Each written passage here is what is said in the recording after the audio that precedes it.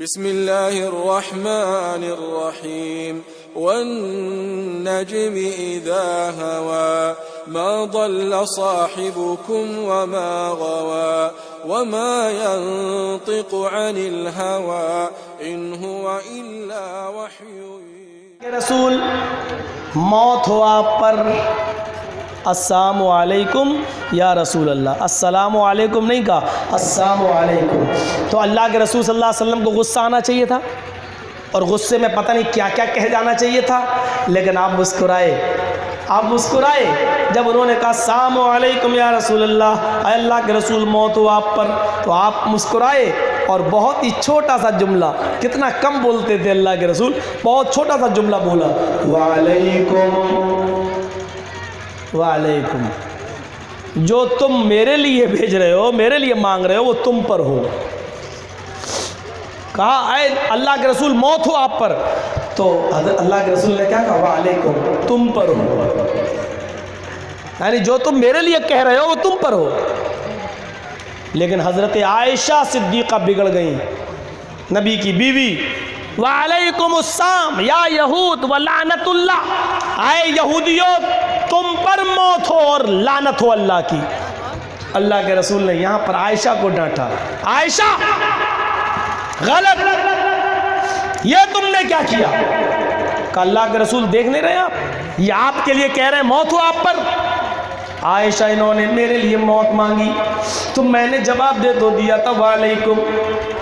تم نے لعنت اللہ کہہ کر زیادتی کی ہے، جاؤ ان سے معافی مانگو، جاؤ ان سے معافی مانگو. اللہ کے رسول صلی اللہ علیہ وسلم اتنا کم بولا کرتے تھے، آپ زیادہ نہیں بولتے تھے، ضرورت کے مطابق بولا کرتے تھے بس. زیادہ تر تو ذکر و اذکار میں لگے ہوئے ہیں. جو آدمی جتنا ذکر و اذکار میں لگے گا اتنا ہی وہ کم بولے گا، اور کم بولنا یہ انسان کی آخرت کو بنانے میں کام آتا ہے، کیونکہ زیادہ تر انسان اپنی زبان کی وجہ سے جہنم میں جاتا ہے، جہنم میں. اسی لیے حضرت ابو بکر صدیق کبھی کبھی کان سے مسواک نکالتے اور زبان پکڑتے ایسے، اور مسواک سے زبان کو مارتے ہیں. اور لوگ کہتے ہیں ارے کیا کر رہے ہو، مجنون ہو گئے ہو، پاگل سے ہو رہے ہو، کیا ہو گیا تمہیں؟ فرماتے ہیں میں اس زبان کو سزا دے رہا ہوں، یہ کنٹرول میں رہے گی تو آخرت کنٹرول میں رہے گی. یہ زبان اگر بے لگام ہو گئی تو پھر میری دنیا بے لگام ہو جائے گی، اور جنت ہم سے روٹ جائے گی، اور ہم جہنم کے مستحق ہو جائیں گے. اس لیے ابھی سے اس زبان کو سزا دے رہا ہوں تاکہ یہ لغزش نہ کرے، تاکہ یہ خطا نہ کرے، تاکہ یہ غلطی نہ کرے. منہ بھر بھر کے گالیاں دینے والوں، ہمارے سنی مولویوں اپنی زبانوں کو لگام دو. کون کون سے جملے تم بولتے ہو؟ تمہارا ایک مولوی کتنے خطرناک جملے بولتا ہے مولوی جرجیس کے بارے میں، اور کہتا ہے اللہ جانے مولوی جرجیس کو اس کی ماں نے کس راستے سے پیدا کیا ہے. تمہارا ایک مولوی، اس کو کس زبان سے میں مولوی کہوں، کہاں سے پڑھ کے آیا ہے، کیا یہی سیکھ کر آیا؟ اس نے میری ماں کے بارے میں جملے بولے. اللہ جانے اس مولوی جرجیس کو اس کی ماں نے کون سے راستے سے پیدا کیا. اتنے ہی پہ نہیں رکا، بلکہ اس نے اس کی تشریح کرتے ہوئے بھی بتایا کہ پتہ نہیں جرجیس اپنی اماں کے پیٹ سے پیدا ہوا تو آگے کے راستے سے پیدا ہوا یا پیچھے کے راستے سے. یہ جملے ادا کرتے وقت اے مولویوں تمہاری زبان کٹ کے زمین پر گر کیوں نہیں جاتی ہے؟ میں نے بھی اس کا بڑی اچھی طرح جواب دیا. میں نے کہا مولوی صاحب آپ میرے بارے میں پتہ مت لگائیں کہ مولوی جرجیس کو اس کی ماں نے کس راستے سے پیدا کیا. الحمدللہ میری ماں نے مجھے اسی راستے سے جنا ہے جہاں سے فاطمہ نے حسن کو جنا تھا، جہاں سے فاطمہ نے حسین کو جنا تھا، جہاں سے خدیجہ نے زینب کو جنا تھا، جہاں سے خدیجہ نے رقیہ اور ام کلثوم کو اور فاطمہ کو جنا تھا. میرے گھر کی عورتیں ایک ہی راستے سے بچہ جنتی ہیں جو فطری طور پر قدرت نے بنایا ہے، اللہ نے بنایا ہے. ہماری عورتیں کئی کئی راستوں سے بچے نہیں جنتی ہیں. اگر آپ کے خاندان میں ایسا ہوتا ہو تو اپنا پتہ لگاؤ، میرے بارے میں پی ایچ ڈی کرنے کی ضرورت نہیں ہے. یہ کون سی بات رہی میرے بھائیوں؟ دشمنی تم کو مجھ سے تو میری ماں تک کیوں پہنچے ہو؟ اور اسی طریقے سے جلسے اگر تمہارے سنی لوگ میرے سنتے ہیں تو نکاح ان مردوں کا ٹوٹنا چاہیے، تم ان کی عورتوں کا توڑ دیتے ہو. آپ نے سنا مراد آباد میں ایک بریلوی آدمی کا جنازہ کسی دیوبندی نے پڑھا دیا. دیوبندی مولوی نے، بریلویوں نے فتویٰ دے دیا. جتنے لوگوں نے اس دیوبندی مولوی کے پیچھے جنازے کی نماز پڑھی سب کے نکاح ٹوٹ گئے. اور مراد آباد میں دوبارہ نکاح ہو رہے تھے. ایک 80 سال کا بڈھا بھی نکاح کرا رہا تھا. اس بڈھے سے بعد میں نے پوچھا بھائی تم نے کیوں نکاح کرایا؟ بولا میں نے بھی اس دیوبندی مولوی کے پیچھے نماز پڑھ لی. میرا مولوی کہتا کہ تمہارا بھی نکاح ٹوٹ گیا. میں نے کہا تو پھر کیا ہوا؟ کہا دوبارہ ہوا. ہم نے کہا اوروں کے کیسے ہوئے؟ جانتے ہو کتنا بدماشی ہوئی؟ کہتا اوروں کی بیویوں کو ایک ایک رات کے لیے دوسروں کے ساتھ حلالہ کرایا گیا. ہم نے کہا تمہاری بیوی کا بھی ہوا؟ بولا ہماری بیوی کا نہیں ہوا. میں سمجھ گیا کہ یہ 80 سال کا ہے، اس کی بیوی بیچاری کم سے کم 2-3 سال کم ہوگی، 75 کی ہوگی. اسی لیے کسی مولوی نے اس کی عورت کے ساتھ حلالہ کرنا پسند ہی نہیں کیا، کیونکہ 75 سال کی بڈھی کے ساتھ حلالہ کون کرے گا؟ ان کو تو 18 اور 20 سال کی لڑکیوں سے حلالہ کرنا تھا. کٹھ ملو تمہاری اوقات میں اچھی طریقے سے سمجھتا ہوں. کٹھ ملو تمہاری اوقات. ایک شیعہ مولوی سے ہماری بات ہوئی سورت کے اندر. کہنے لگا ہمارے یہاں حلالہ، ہمارے یہاں متع عبادت ہے، عبادت. ہم جانتے تو تھے متع کس کو کہتے ہیں، لیکن ہم بن گئے. ہم نے کہا متع کیا ہوتا ہے؟ کہنے لگا ٹیمپریری شادی. میں نے کہا وہ کیا ہوتی ہے؟ کہنے لگا 1 گھنٹے کے 2 گھنٹے کے لیے کسی لڑکی سے نکاح کرنا، 2-4 ہزار روپے مہر دے کر پھر اس کو طلاق دے دینا، یہ نکاح متع ہوتا ہے. اور یہ ہمارے یہاں عبادت ہے، اس کا بہت بڑا ثواب ہے. اگر نکاح متع میں 2-3 گھنٹے کے لیے ہم کسی لڑکی سے شادی کرتے ہیں اور اس مدت میں اگر وہ حمل ٹھہر جاتا ہے تو اس سے جو بچہ پیدا ہوتا ہے وہ ہماری قوم کا امام بنتا ہے. ہم نے کہا یہ تو بہت بڑی عبادت ہے. کہنے لگا بہت بڑی عبادت ہے. میں نے کہا میں آپ کی بیٹی سے نکاح کرنا چاہتا ہوں 2 دن کے لیے. جوتا اٹھا لیا اس نے میرے اوپر. میں نے کہا صاحب یہ کیا بات رہی ہے؟ دوسروں کی بیٹیوں کے ساتھ آپ متع کرو تو یہ جائز ہے، اور یہ عبادت ہم آپ کی بیٹی کے ساتھ کرنا چاہیں تو جوتا اٹھا لیتے ہو. بس ہے کون؟ دوسرے لوگ کھڑے ہو گئے. مولوی صاحب اس کے منہ کیوں لگ رہے ہو؟ تمہیں معلوم ہے یہ کون ہے؟ کہا نہیں. کہا یہی مولوی جرجیز ہے. بھگا اس کو. بھائی بھابھی یہاں سے کہاں گھسایا؟ میں نے کہا صاحب مجھے اتنا تو بتا دو کہ تم مولوی ہو اگر دوسروں کی بہن بیٹیوں کے ساتھ 2-3 گھنٹے کے لیے متع کرو گے یہ عبادت ہے تو پھر اپنی بیٹی کا متع کیوں نہیں کرواتے ہو؟ اپنی بہن کو 2-3 گھنٹے کے لیے کسی کے ساتھ نکاح کیوں نہیں کرواتے ہو؟ اسلام نے یہی کہہ کر تو پابندی لگا دی ہے جو اپنے لیے پسند کرتے ہو وہی دوسروں کے لیے پسند کرو. یہ اسلام اور ایمان کی مکمل علامت ہے. جو اپنے لیے پسند کرتے ہو دوسروں کے لیے پسند کرو. تم اگر یہ چاہتے ہو دوسروں کی بہن بیٹی کے ساتھ میں 2-3 گھنٹے کے لیے نکاح کروں تو پھر یہ پسند اپنی بہن بیٹیوں کے لیے بھی کرو کہ میں بھی عبادت کرواؤں. کیوں نہیں؟ یہاں پر بدک جاتے ہیں میری بیٹی نہیں جا سکتی ہے، میری بیٹی. سب چوکنا ہو جاتے ہیں. یہ جتنے کٹ ملا ہیں یہ جو فتویٰ دیتے ہیں جاؤ 1 رات کے لیے نکاح کر لو، دوسرے کے ساتھ کر لو پھر طلاق لے لینا. جب ان ملوں کی ان مولویوں کی بیٹی کو جب طلاق ہوتی ہے طلاق طلاق طلاق تو جانتے ہو یہ مولوی اپنی بیٹیوں کا حلالہ نہیں ہونے دیتے ہیں. کیا کہتے ہیں؟ 3 طلاق دے دی. ہاں کسی اہل حدیث مدرسے میں چلے جاؤ فتویٰ لے آؤ، وہ بھی قرآن حدیث والے ہوتے ہیں، صحیح فتویٰ دیں گے. اپنی بہنوں بیٹیوں کو 3 طلاق کے بعد پھر اسی کے پاس روک لینا اور اس کا حلالہ نہ کرانا، اور دوسروں کی بہن بیٹیوں کو اگر طلاق دے دی جائے تو اس کو 1 رات کے لیے دوسرے کے پاس بھیجنا. یہ کہاں کا انصاف ہے؟ مجھے بتائیں یہ کہاں کا انصاف ہے؟ اور جتنی ہماری ماں بہنیں آئی ہیں ایک واقعہ میں بہت جگہ بیان کر چکا ہوں تو میں بھی بتا دیتا ہوں. ساری عورتیں ہمارے اٹاوا کی اس لڑکی کی طرح ہو جاؤ. جتنی عورتیں ہمارے اٹاوا کی ایک لڑکی کا نکاح کانپور میں ہو گیا اور کسی بات پر اس نے میری تقریر سن لی.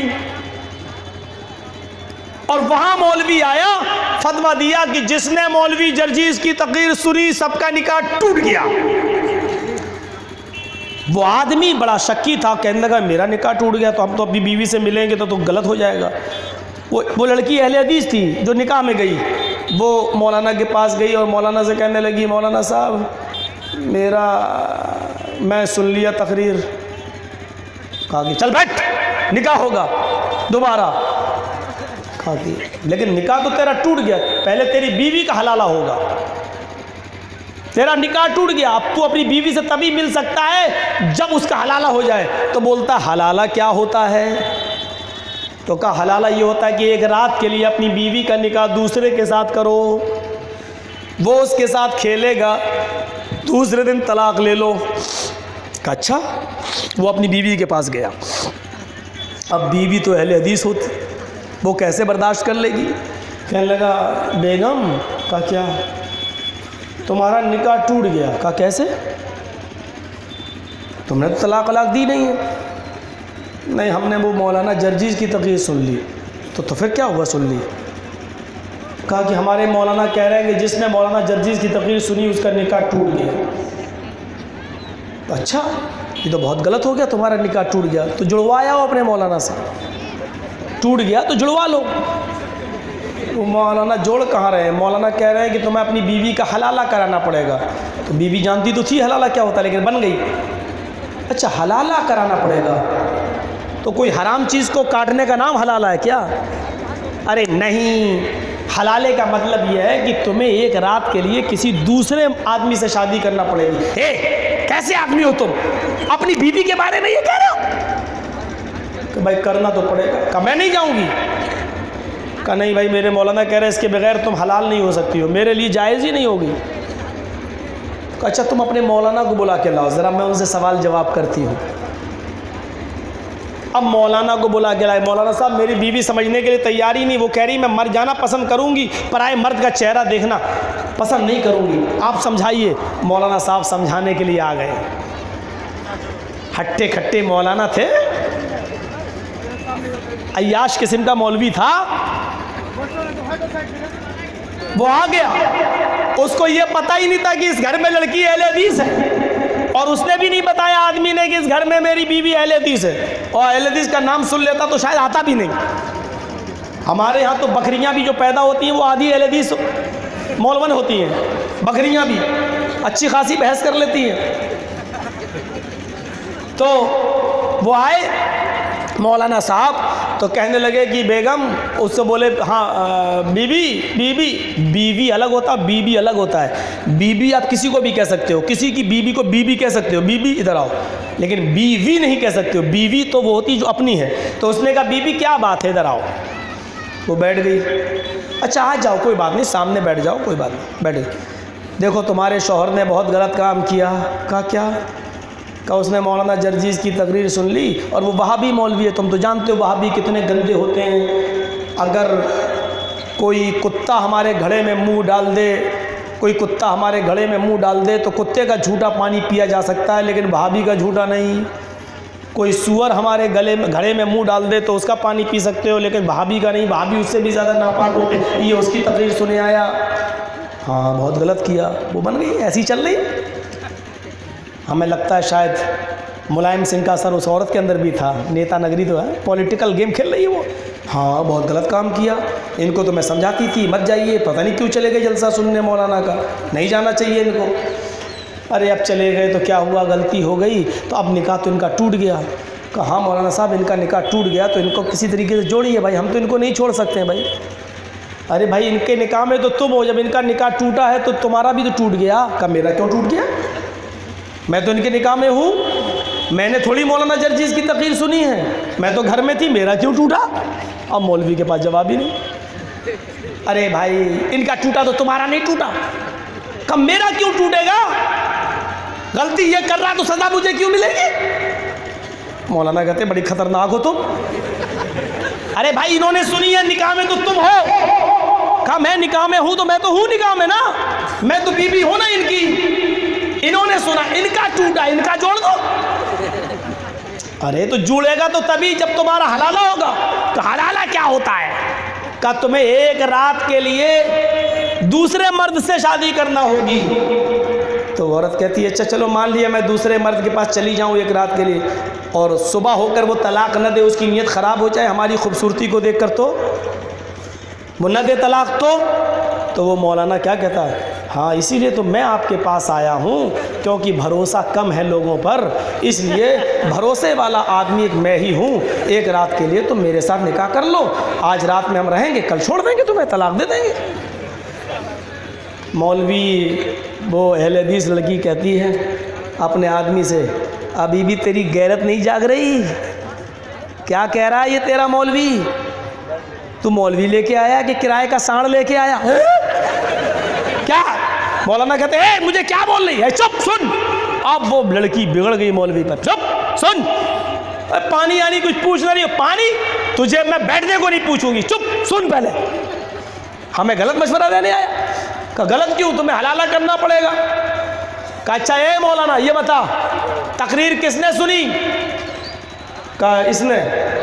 آدمی سے پوچھا اپنے شوہر سے, اے تقریر کس نے سنی؟ کہا میں نے.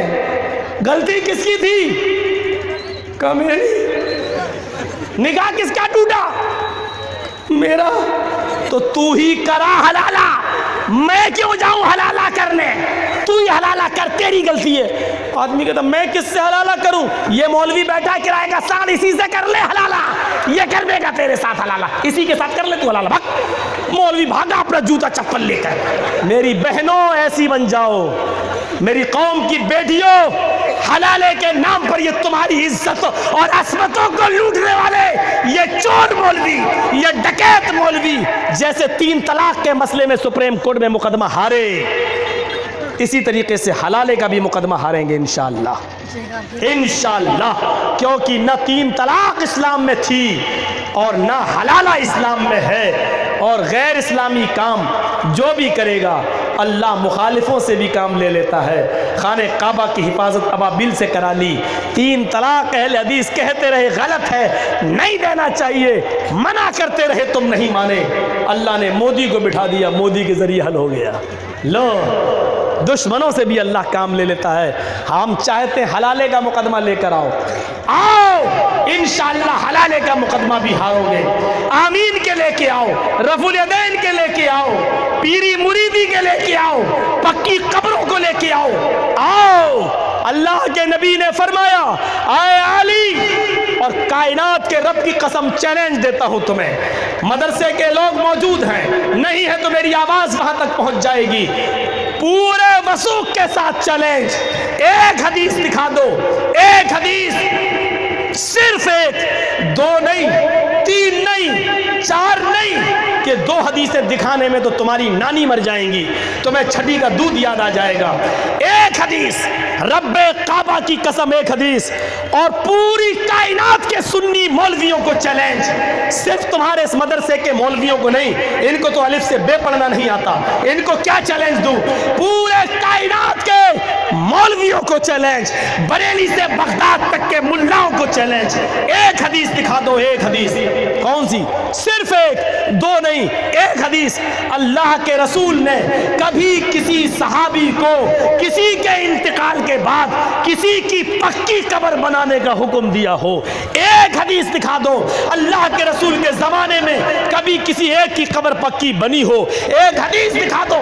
اللہ کے نبی نے کبھی کسی ایک صحابی کو کسی کے انتقال پر پکی قبر بنانے کا حکم دیا ہو, ایک حدیث دکھا دو. جنت البقیع میں عائشہ کی قبر ہے لیکن کچی ہے, جنت البقیع میں عباس کی قبر ہے لیکن کچی ہے, جنت البقیع میں عبد الرحمن ابن عوف کی قبر ہے لیکن کچی ہے, جنت البقیع میں آج بھی بہت سے صحابہ کی قبریں ہیں لیکن ساری کی ساری کچی, حضرت فاطمہ کی قبر ہے لیکن کچی, اللہ کے رسول کی قبر ہے لیکن کچی, حضرت ابو بکر کی قبر ہے لیکن کچی, عمر فاروق کی قبر ہے لیکن کچی. مجھے ایک حدیث دے دے دو, ایک دلیل دے دو. لیپ ٹاپ والے بابا 2 حدیثیں نہیں, ایک حدیث دے دو. ایک, اللہ کے رسول نے کبھی کسی صحابی کو ایک کو بھی پکی قبر بنانے کا حکم دیا؟ انعام سن لو, انعام تمہارے باپ کی, تمہارے داداؤں کی, تمہاری اولادوں کی جتنی کچی قبریں ہیں ساری قبروں کو پکا بنانے کا ٹھیکہ مولانا جرجیز کا. جاؤ, تم بھی مرو گے تو تمہاری قبریں بھی پکی ہم بنوائیں گے. جاؤ, ایک دلیل دے دو. ایک, نہ اٹھے گا, نہ چلے گا تیر, نہ اٹھے گا کھنجر تم سے. یہ بازو ہمارے آزمائے ہوئے ہیں. ہمیں معلوم ہے کہ تم اس کا جواب کیا دو گے. اس کا جواب دو گے مولوی وہابی, مولوی کتا, مولوی یہ, مولوی وہ. یہ بھونکتے رہو, اس کے علاوہ تمہارے پاس جواب نہیں. میں دلیل پوچھ رہا ہوں, ایک حدیث, ایک دلیل, ایک حدیث دے دو. اللہ کے رسول کے زمانے میں کبھی کسی صحابی کی قبر پکی بنی ہو, نبی نے کبھی کسی کی قبر کو پکا بنایا ہو, نبی نے کبھی کسی کو پکی قبر بنانے کا حکم دیا ہو؟ نہیں. ایک دے دو. ساری تمہارے باپ داداؤں کی قبروں کو پکا بنانے کا ٹھیکہ میرا. یا پھر ہم سے ایک حدیث لے لو, مسلم کی حدیث ہے, تم توڑنا شروع کر دو. چلو, اللہ کے رسول نے فرمایا, حضرت علی فرماتے ہیں اللہ کے رسول نے مجھے, اللہ کے رسول نے کہا, حضرت علی نے کہا اللہ کے رسول نے مجھے حکم دیا, میں تمہیں حکم دیتا ہوں جتنی بھی پکی قبریں دکھائی دیں ان کو توڑ کر زمین کے برابر کر دو, اور جس گھر میں تصویر لگی ہو اس کو تو اکھاڑو اور اس کو پیروں سے رون دو, اس کو مٹا دو تصویر کو, اور جتنی بھی پکی قبریں بنی ہو ان تمام قبروں کو زمین کے برابر کر دو. اللہ کے رسول نے پکی قبروں کو توڑ کر زمین کے برابر کر دینے کا حکم دیا ہے. حضرت علی فرما رہے ہیں, مسلم شریف کی روایت ہے, کتاب الجنائز کا چیپٹر ہے, کھول کے دیکھ لو. میں نے تمہیں حدیث دے دی کہ نبی کا فرمان ہے پکی قبروں کو توڑ کر زمین کے برابر کر دو. ہم نے حدیث دے دی کہ پکی قبروں کو توڑو, تم ایک حدیث دے دو کہ اللہ کے رسول نے فرمایا ہو کہ فلاں کی قبر پکی بناؤ, یا نبی نے کسی کی قبر پکی بنائی ہو. تم نے پنگا کن سے لیا تمہیں پتہ نہیں ہے. تم کن سے مقابلے کے لیے آئے ہو, تمہارے پاس کوئی دلیل نہیں ہے. الپ بھاشی وہ کم بولنے والے ہوں گے, بہول بھاشی مستقبل کی باتیں بتائیں گے. یہاں بڑے خوش ہو رہے ہوں گے ہمارے بھائی, مستقبل کی باتیں بتائیں گے. فیوچر یعنی علم غیب ہوگا, علم غیب ہوگا.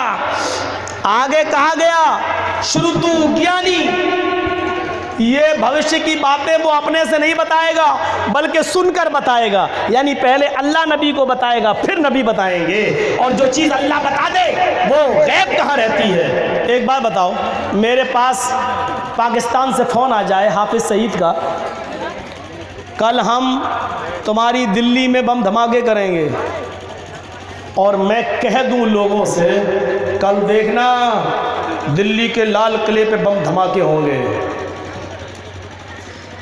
اور دوسرے دن بم دھماکے ہو جائیں تو لوگ کیا کہیں گے, ارے یار مولانا جرجیز تو بڑا پہنچا ہوا آدمی ہے یار, اس نے کہا تھا بم دھماکے ہوں گے اور ہو گئے, اس کا مطلب یہ ہے کہ. لیکن مولوی جرجیز کو یہ بات پاکستان سے بتائی گئی تھی, مجھے فون کر کے بتایا گیا تھا, تب ہم نے بتایا. تو یہ علم غیب تو نہیں ہے, ہمیں پاکستان سے فون آیا ہم نے آپ کو بتا دیا, تو یہ غیب تو نہیں رہا. اللہ کے نبی کو اللہ نے بتایا اور نبی نے ہم کو بتا دیا, تو اس میں غیب سے کیا تعلق ہے بھائی.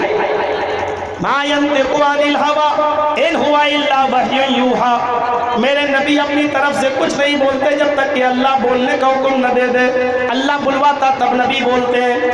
اگر نبی اکرم کو غیب ہوتا تو سنو ایک حدیث میں بتاتا ہوں. اللہ کے نبی ظہر کی نماز پڑھا رہے ہیں, حضرت عبداللہ ابن مسعود اس حدیث کے راوی ہیں. عبداللہ ابن مسعود اس حدیث کے راوی ہیں. کیا فرماتے ہیں, اللہ کے نبی صلی اللہ علیہ وسلم ظہر کی نماز کا وقت ہوتا ہے, ظہر کی نماز کا ٹائم ہوتا ہے, اللہ کے نبی صلی اللہ علیہ وسلم نے ظہر کی نماز پڑھائی. سنو میرے بھائیوں, بڑی پیاری روایت, بڑی پیاری حدیث سنا رہا ہوں, بخاری کے الفاظ ہیں, صلی الظہر خمسہ, اللہ کے رسول نے ظہر کی نماز 5 رکعت پڑھا دی. ظہر میں کتنی رکعتیں ہوتی ہیں؟ 4, اور نبی نے کتنی پڑھا دی؟ دھوکے سے 5 پڑھاتے چلے. سلام پھیر دیا 5 رکعت پڑھا کر. السلام علیکم ورحمۃ اللہ، السلام علیکم ورحمۃ اللہ۔ اب آپس میں صحابہ باتیں کرنے لگے، 4 تھی 5 تو سے ہیں کیا 5 ہو گئی ہیں کیا 5 پڑھائی جانے لگی؟ نہیں 4 ہی ہوتی تھی۔ اللہ کے رسول نے گفتگو سنی، کیا ہو رہا ہے؟ تو ایک صحابی پوچھ ہی بیٹھے، ازید فی الصلاۃ یا رسول اللہ، اے اللہ کے نبی کیا نماز بڑھا دی گئی ہے؟ کیا نماز میں اضافہ ہو گیا ہے؟ بھیا بیچ میں مت اٹھا کرو یار موبائل لے کر، جس کو جانا ہو چلے جاؤ، اٹھو پہلے، ڈسٹرب نہ کرو۔ ازید فی الصلاۃ، کیا نماز بڑھا دی گئی ہے؟ اللہ کے رسول نے کہا قال وما ذاک، کیا بات ہے بھائی، نہ بڑھائی گئی نہ گھٹائی گئی۔ اگر بڑھائی گئی ہوتی تو میں پہلے بتا دیتا بھائی آج 5 رکعت ہوگی، نہ بڑھائی گئی نہ گھٹائی گئی، 4 ہی ہیں۔ قالوا صلیت 5، سب نے کہا اللہ کے رسول اگر بڑھائی نہیں گئی تو آپ نے 5 کیسے پڑھا دی؟ 5 پڑھائیں، اچھا ہاں، پلٹے، دیکھیے بھول چوک ہو گئی اللہ کے رسول سے، پلٹ گئے۔ فسجد سجدتین بعد ما سلم، سلام پھیر چکے تھے اللہ کے نبی 5 رکعت پڑھانے کے بعد، لیکن اس کے باوجود آپ پھر پلٹے اور صرف 2 سجدے کیے۔ گفتگو ہو گئی لیکن 2 ہی سجدے کیے۔ اللہ اکبر، اللہ اکبر، اللہ اکبر، اللہ اکبر، السلام علیکم ورحمۃ اللہ، السلام علیکم ورحمۃ اللہ، 2 سجدے کیے اور پھر سلام پھیر دیا، جس کو کہا جاتا سجدہ سہو۔ 2 سجدے کیے اور سجدہ سہو کر کے سلام پھیر دیا۔ اس کے بعد آپ نے کیا فرمایا؟ اس کے بعد آپ نے کیا فرمایا؟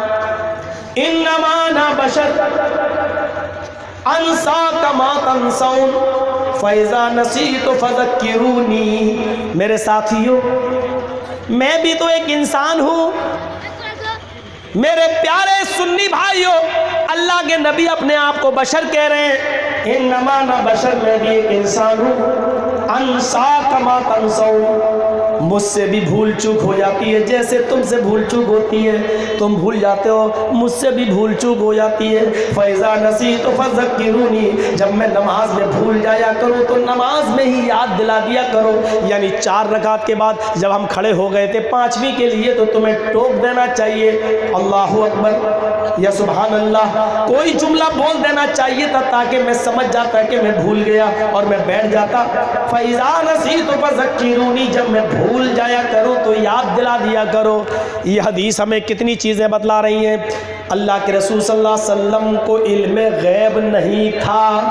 اگر اللہ کے نبی کو علم غیب ہوتا، اگر اللہ کے نبی کو علم غیب ہوتا تو اللہ کے رسول صلی اللہ علیہ وسلم 4 کے بعد 5ویں نماز ہی نہیں پڑھاتے، کیونکہ آپ سمجھ جاتے کہ یہ میری 5ویں رکعت ہے، لیکن غیب کا علم نہیں تھا، اسی لیے تو 4 رکعت والی نماز 5 پڑھا دی، اور 5 پڑھانے کے بعد بھی پتہ نہیں چلا کہ 5 پڑھائی۔ جب صحابہ نے بتایا کہ آپ نے 5 پڑھائی تب اللہ کے نبی پلٹے اور آپ نے 2 سجدے کیے، سجدے سہو کیا، اور سجدے سہو کرنے کے بعد آپ ایک حکم لاگو کر رہے ہیں، میں بھی ایک انسان ہوں جیسے تم ایک انسان ہو، میں بھی بھول جاتا ہوں، بھول چوک ہوتی ہے مجھ سے جیسے تم سے ہوتی ہے۔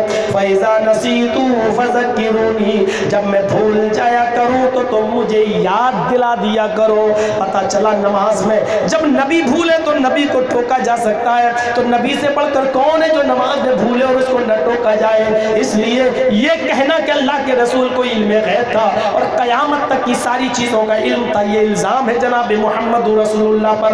لوگوں اللہ کے رسول پر ایسے الزام نہ لگایا کرو کہ اللہ کے رسول کو علم غیب تھا۔ آؤ تمہیں ایک اور منظر دکھاتا ہوں، آؤ تمہیں ایک اور منظر دکھاتا ہوں۔ اللہ کے نبی جناب محمد رسول اللہ صلی اللہ علیہ وسلم کا زمانہ ہے، ایک عورت فجر کی نماز پڑھنے کے لیے نکلی۔ آج لوگ مسجدوں میں عورتوں کو نہیں بھیجتے ہیں، اللہ کے نبی کے زمانے میں فجر کی نماز پڑھنے تک کے لیے ایک عورت مسجد سے نکل رہی ہے اور نماز پڑھنے کے لیے جا رہی ہے۔ اس کو ایک آدمی نے دیکھا کہ اکیلے جا رہی ہے، صحابی ہے وہ، اس نے دیکھا کہ عورت اکیلے جا رہی ہے، اندھیرا ہے، فجر کی نماز پڑھنے جا رہی ہے، اس نے اس عورت کے اوپر اپنا کپڑا ڈال دیا، سر سے کپڑا اٹھایا، یعنی رومال وغیرہ، امامہ وغیرہ اس نے اتارا اور اس لڑکی کے اوپر, اس عورت کے اوپر ڈال دیا اور اپنا چہرہ چھپا لیا اور فوراً اس کو لے کر کھیت کی طرف آ گیا. اس نے اپنا وہ امامہ, وہ کپڑا اٹھا کر ایک طرف پھینک دیا اور اس نے تخلیے میں لے جا کر اس عورت کے کپڑے اتار دیے. ترمذی کتاب ابواب الحدود کے الفاظ ہیں فَقَضَى حَاجَتَهُ, اس نے اس کے ساتھ اپنی ضرورت پوری کی. اس نے اس عورت کے ساتھ اپنی ضرورت پوری کی, یعنی اس عورت کے ساتھ زنا کیا.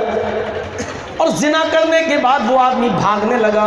وہ عورت اپنے کپڑے پہنتی ہے, اس کے ساتھ زنا کیا گیا زبردستی. وہ عورت کپڑے پہنتی ہے, یہ آدمی بھاگ رہا ہے, یہ عورت چیختی ہے پکڑو پکڑو, اس آدمی نے میری عزت لوٹی. اس عورت کی آواز سن کر آس پاس کے گھروں کے کچھ لوگ اٹھے اور سب سے پہلے جو آدمی گھر سے نکلا وہ اس آدمی کو پکڑنے کے لیے بھاگ رہا ہے. ایک آدمی اس عورت کے پیچھے پیچھے بھاگ رہا ہے, تو اس آدمی کے پیچھے پیچھے, مطلب زنا کرنے والا آگے بھاگ رہا ہے اور ایک آدمی اس آدمی کے پیچھے بھاگ رہا ہے.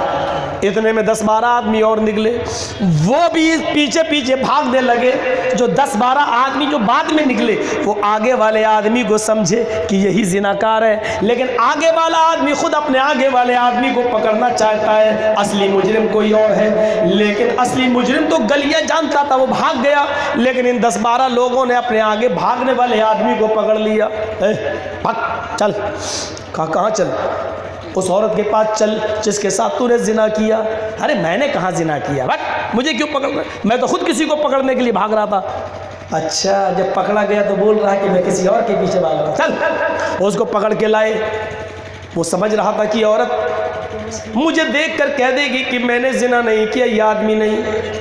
لیکن جب اس آدمی کو اس کے پاس لایا گیا اور ان لوگوں نے جب اس کے سامنے پیش کیا کہ بہن پہچانو اس آدمی کو میں نے پکڑا, تو اس نے سوچا کہ ایک یہ آدمی تو بھاگ رہا تھا زنا کر کے اور یہ لوگ اس کو پکڑ کے لائے. اس نے اس کی شکل دیکھی کہ واللہ وہذا, اللہ کی قسم یہ وہی آدمی ہے جس نے میرے ساتھ زنا کیا. معاملہ کتنا گمبھیر ہو گیا. اصلی مجرم یہ نہیں ہے, اس نے زنا نہیں کیا, اصلی مجرم تو بھاگ گیا, لیکن لوگوں نے اسی کو پکڑا تھا, بھاگتے ہوئے اس کو پکڑا. اور عورت نے جس کے ساتھ زنا ہوا اس نے بھی یہ کہہ دیا کہ اسی نے میرے ساتھ زنا کیا. اللہ کے رسول کے پاس لایا گیا. اب اس نے یہ سوچ کر اللہ کے رسول نے پوچھا, یا عورت کیا تیرے ساتھ زنا ہوا؟ کہا ہاں. لوگوں سے پوچھا کہ تم نے اس آدمی کو پکڑا؟ کہا ہاں. عورت سے پوچھا کیا اس آدمی نے زنا کیا؟ عورت نے کہا ہاں. لوگوں سے پوچھا کیا تم نے اس کو پکڑا؟ انہوں نے بھی کہا. اب اس آدمی سے پوچھا جا رہا ہے. اس آدمی نے سوچا کہ یہ تو گواہی دے رہے ہیں, میں نے اس کو پکڑا, اور عورت بھی مجھے بتلا رہی ہے. اگر میں یہ کہہ دیتا ہوں کہ میں نے زنا نہیں کیا تب بھی میری بات مانی نہیں جائے گی, کیونکہ عورت اقرار کر رہی ہے کہ میں نے زنا, اس نے میرے ساتھ زنا کیا ہے. اور یہ لوگ بھی ہیں, 4 گواہ چاہیے, یہ تو 15-20 ہیں مجھے پکڑنے والے, یہ کہہ رہے ہیں کہ میں نے اسی کو بھاگتے ہوئے دیکھا, تو کون میری بات مانے گا؟ اور مجھے پھر بھی میرے منع کرنے کے باوجود بھی مار دیا جائے گا پتھروں سے. لیکن مرتے وقت بھی لوگ یہ کہیں گے کہ دیکھو جھوٹ بولا تھا, مرتے وقت بھی یہ کہہ گیا تھا کہ میں نے نہیں کیا, تو میرے اوپر جھوٹ کا الزام نہ لگے, میں قتل ہو جاؤں یہ گوارا ہے, لیکن جھوٹ کا الزام نہ لگے. اس نے آدمی نے جو بیچارہ مجرم نہیں تھا اس نے بھی کہہ دیا ہاں اے اللہ کے رسول, اس عورت کے ساتھ زنا میں نے ہی کیا ہے. حالات کبھی کبھی ایسے آ جاتے ہیں جبکہ یہ مجرم نہیں ہے, لیکن اس نے بھی کہہ دیا. جمعے کے دن اعلان کر دیا جاتا ہے کہ اس آدمی کو قتل کر دیا جائے گا پتھروں سے مار کر, ہلاک. جمعے کا دن آ جاتا ہے, عورتیں بھی پہاڑی پہ چڑھ جاتی ہیں. اللہ کے رسول ہم بھی دیکھیں گے, ہمارے اندر بھی ڈر و خوف پیدا ہونا چاہیے. ہم عورتیں بھی زناکار کو کیا سزا ملتی ہے دیکھنا چاہتے ہیں, تاکہ عورتیں بھی زنا نہ کریں اور عورتیں بھی اس سے ڈر جائیں, اس کی سزا کو دیکھ کر کانپ جائیں. آپ نے ساری عورتوں کو پہاڑی کے اوپر بٹھا دیا اور سب سے کہہ دیا اپنے چہرے چھپا لو، آنکھیں کھول کر اس منظر کو دیکھ سکتی ہو، تاکہ تمہارے اندر بھی اللہ کا ڈر پیدا ہو جائے، اس سزا کا خوف تمہارے اندر بھی پیدا ہو جائے، اور تم میں سے کوئی عورت پھر زنا کے قریب نہ جائے۔ عورتیں منظر دیکھنا چاہتی ہیں، عورتیں پہاڑی پہ چڑھی ہیں، اس آدمی کو لایا گیا ہے جو بیچارہ بے قصور ہے، اور اس کے ہاتھ پیچھے سے باندھ دیے گئے ہیں، میدان میں کھڑا کر دیا گیا ہے، چاروں طرف صحابہ کے ہاتھ میں پتھر ہیں، حکم ہو رہا ہے اس آدمی کو پتھروں سے مار مار کے مار ڈالو، اس آدمی کو پتھروں سے مار مار کے کچل کچل کے اس کو ختم کر دو، اس کی جان لے لو۔ جیسے اللہ کے نبی نے کہا صحابیوں پتھر اٹھا لو، اس آدمی کو جان سے مارنا ہے، اس آدمی نے ایک عورت کی عزت کو لوٹا ہے، ایک عورت کی عزت کو چھلی جھلی کیا ہے، یہ زانی ہے، اور زناکار کی سزا اسلام میں یہ کہ اس کو قتل کر دیا جائے، اور خود اس نے بھی اپنے جرم کو قبول کیا ہے، پتھر اٹھا لو۔ جیسے لوگوں نے پتھر اٹھایا، دوسری پہاڑی کے اوپر سے ایک آدمی چیختا ہے، اے اللہ کے رسول صحابہ کو پتھر زمین پر رکھنے کا حکم دے دو، یہ آدمی قصوروار نہیں ہے، اللہ کے واسطے اس آدمی کو مت مارو۔ اللہ کے رسول نے صحابہ سے کہا پتھر نیچے، اس سے کہا تم ادھر آؤ، کیا کہہ رہے ہو؟ کہا اللہ کے رسول یہ قصوروار نہیں ہے۔ کہا کیا کہہ رہے ہو؟ عورت نے اس کو بتایا ہے زنا کرنے والا، لوگوں نے اس کو بھاگتے ہوئے پکڑا ہے، اور یہ خود کہہ رہا ہے کہ میں نے زنا کیا ہے، اور تم کہہ رہے ہو یہ زناکار نہیں ہے۔ ہاں اے اللہ کے نبی، یہ لوگ جنہوں نے اس آدمی کو پکڑا یہ بھی جھوٹے ہیں، وہ عورت جو کہہ رہی ہے اس نے زنا کیا وہ بھی جھوٹی ہے، اور یہ آدمی جو کہہ رہا میں نے ہی زنا کیا یہ بھی جھوٹ بول رہا ہے۔ اللہ کے نبی نے کہا واہ صاحب، عورت جھوٹی ہے، لوگ جھوٹے ہیں، یہ آدمی جھوٹا ہے، تم اکیلے سچے ہو، تم اکیلے ہی سچ بول رہے ہو۔ اگر اس آدمی نے زنا نہیں کیا تو پھر مجھے بتاؤ کہ اصلی زانی کہاں ہے؟ اس کو زمین کھا گئی، آسمان نگل گیا۔ جو آدمی آیا اس نے دونوں ہاتھ پھیلاتے ہوئے کہا اے اللہ کے نبی اصلی زانی آپ کے سامنے کھڑا ہے، اصلی مجرم میں ہوں، اے اللہ کے رسول اصلی قصوروار میں ہوں، اس عورت کے ساتھ زنا اس آدمی نے نہیں کیا، میں نے کیا تھا، میں بھاگ گیا تھا، یہ آدمی تو مجھے پکڑنے کے لیے میرے پیچھے پیچھے دوڑ رہا تھا، لیکن بعد میں آنے والے لوگوں نے دراصل اسی کو پکڑ کر اسی کو مجرم سمجھ لیا۔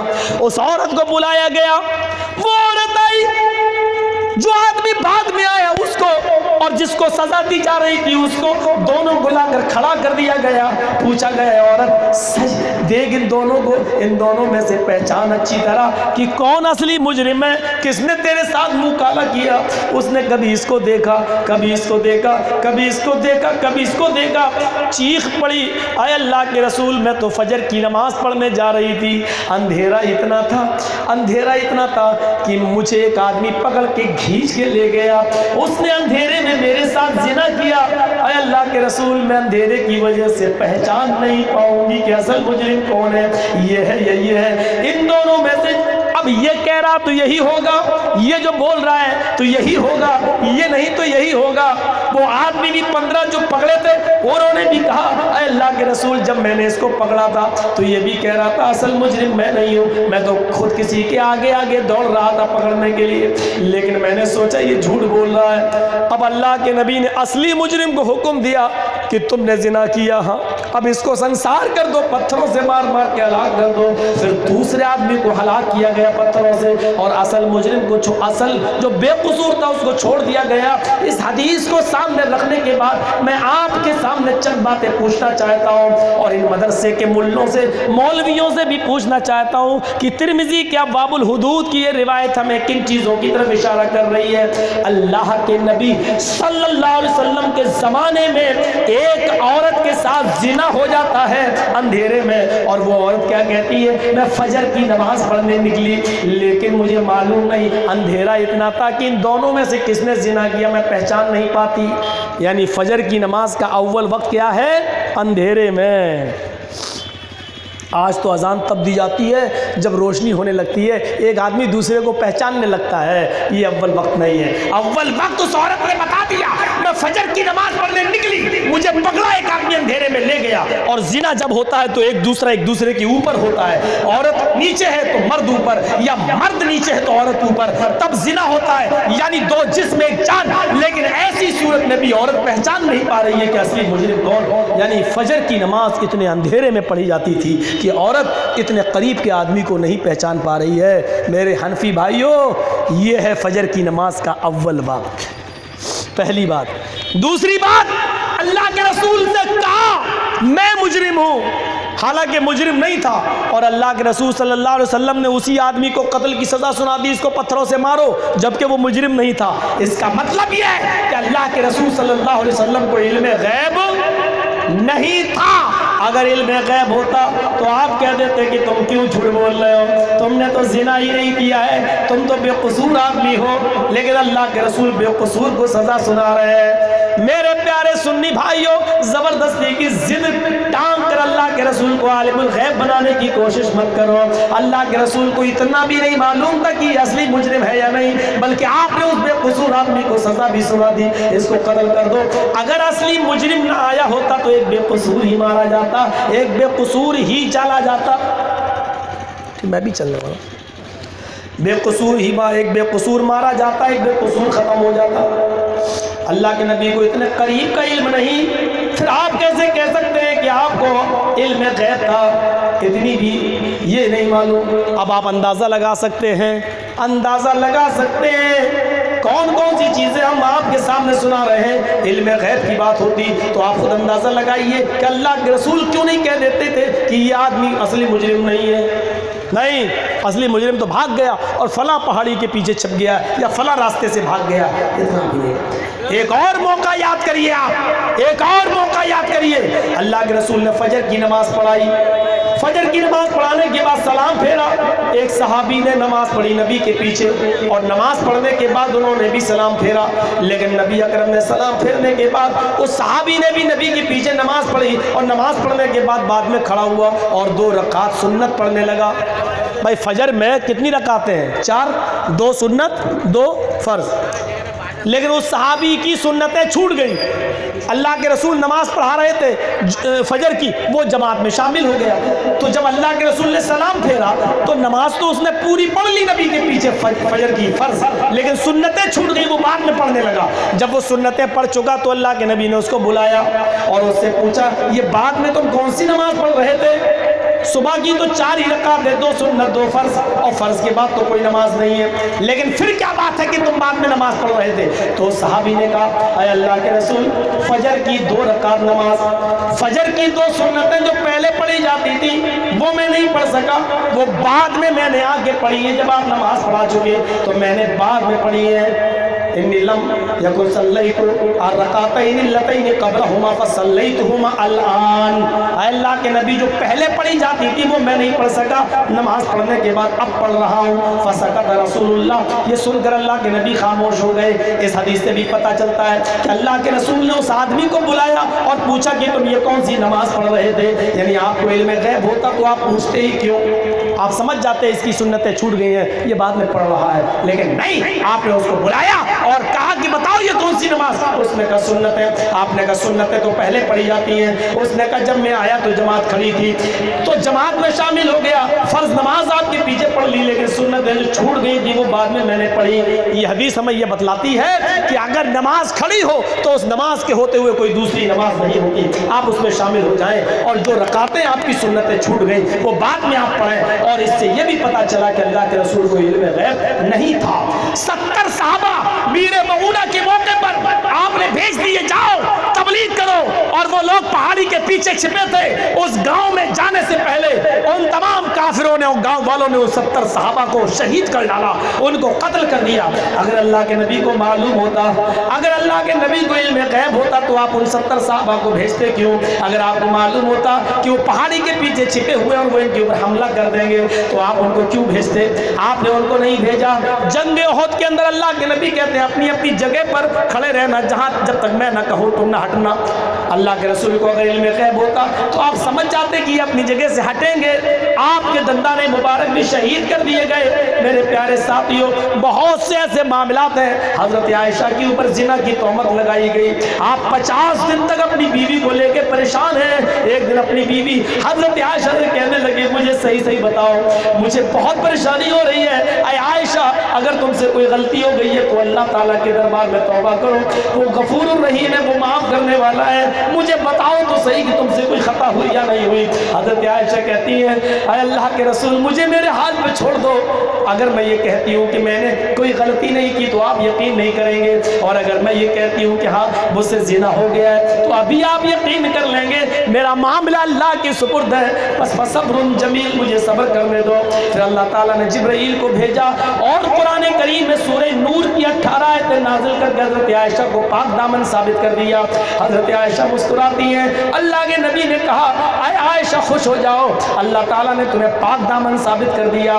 50 दिन तक नबी परेशान रहे। अल्लाह के नबी सल्लल्लाहु अलैहि वसल्लम को खुद पता नहीं था लोग आयशा के बारे में जो कह रहे हैं वो सही है या गलत है। आप खुद आयशा से पूछ रहे हैं। अल्लाह ने 50 दिन के बाद आयतें नाजिल की, तब पता चला कि मेरी बीवी पाक दामन है।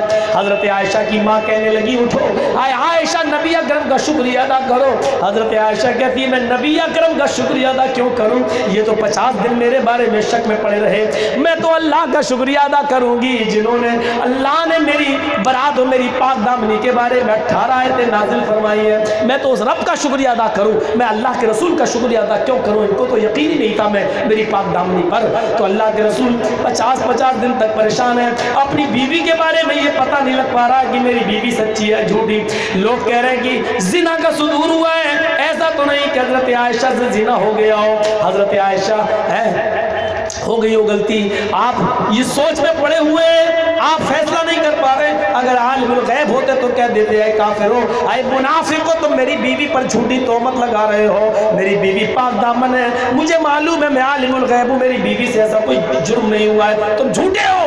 लेकिन अल्लाह के रसूल वही का इंतजार करते रहे और अपनी बीवी की पाक दामनी के ऐलान का इंतजार करते रहे। तो ये तमाम ऐसी बातें हैं जो हमें ये बतला रही है कि अल्लाह के रसूल को इल्म गैब नहीं था।